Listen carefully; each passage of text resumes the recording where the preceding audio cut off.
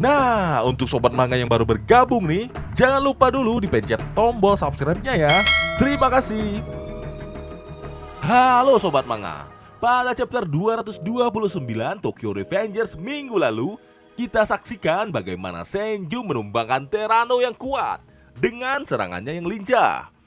Dan pada chapter 230 kali ini akan ada flashback atau backstory lagi dari salah satu karakter, yakni cerita dari seorang Akashi Takeomi. Bagaimana kelanjutannya di chapter 230 kali ini? Udah pada penasaran kan? Biar gak kepanjangan, siapin cemilan, siapin kopi, rapihin posisi rebahan, cek lagi kuota internet kalian, dan langsung saja kita let's go sobat manga.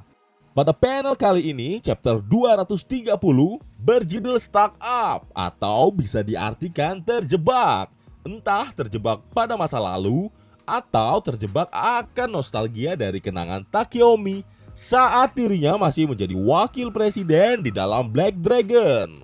Takeomi adalah sosok yang ahli strategi dan mampu mengendalikan para anggota Black Dragon lainnya dan mampu mengakhiri konflik. Sosok dan julukan dewa perang didapatkannya bukan karena dia ahli bertarung seperti Benkei atau Wakasa. Takeomi kembali mengingat masa kecilnya saat bermain di taman bersama Shinichiro. Ia adalah anak biasa seperti yang lainnya. Bahkan di pelajaran olahraga dan akademi nilainya ada di rata-rata. Tapi teman masa kecilnya Shinichiro punya karisma misterius yang dapat menarik banyak orang. Meskipun dengan karisma misteriusnya itu, ia adalah orang yang baik. Dia tidak berkelahi dengan siapapun yang lebih kuat darinya.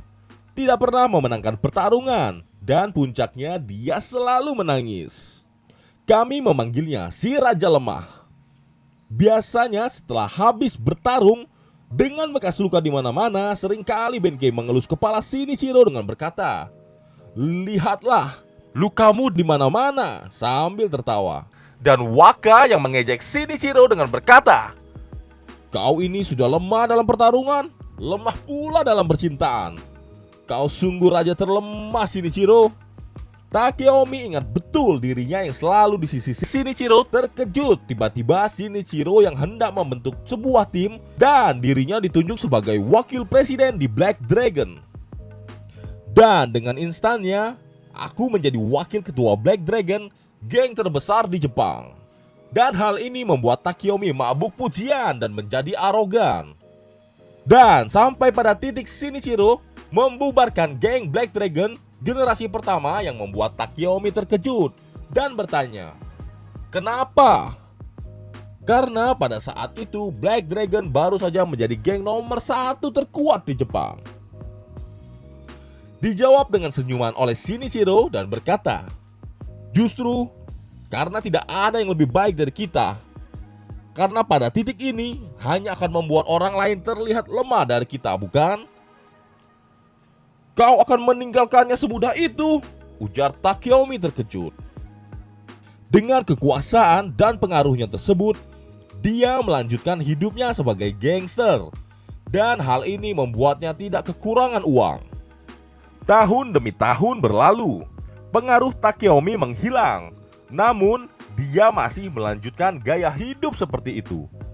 Dan dalam waktu 5 tahun, gaya hidup mewahnya tersebut berakhir dengan menyisakan tumpukan hutang dan tagihan-tagihan di depan pintu rumahnya.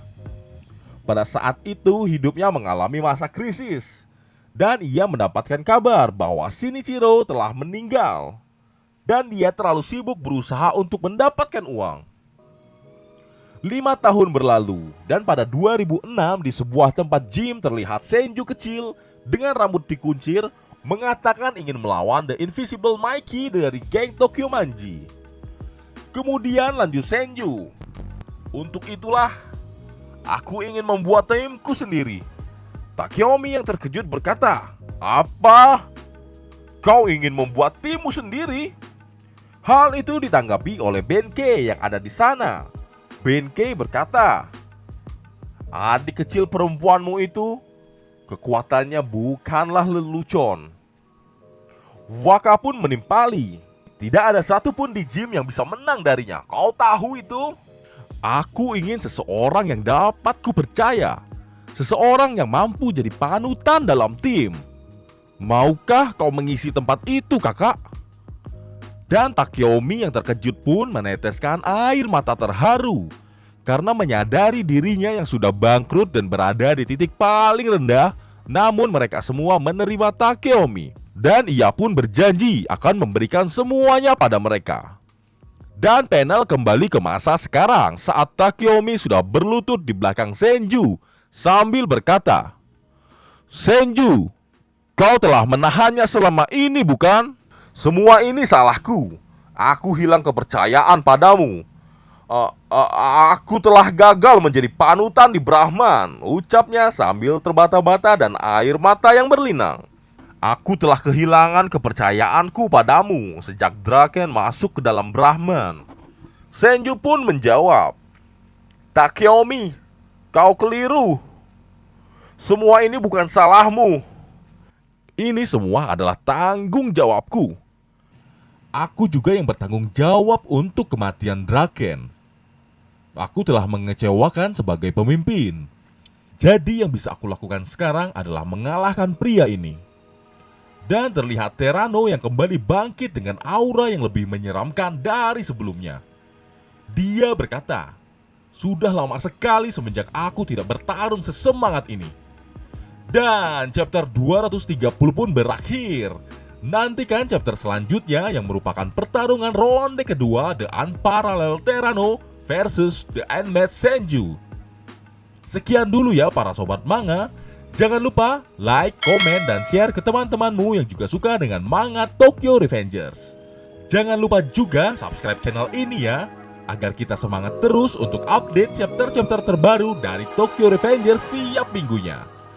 Sekian dulu dan sampai jumpa di chapter berikutnya ya. Bye-bye.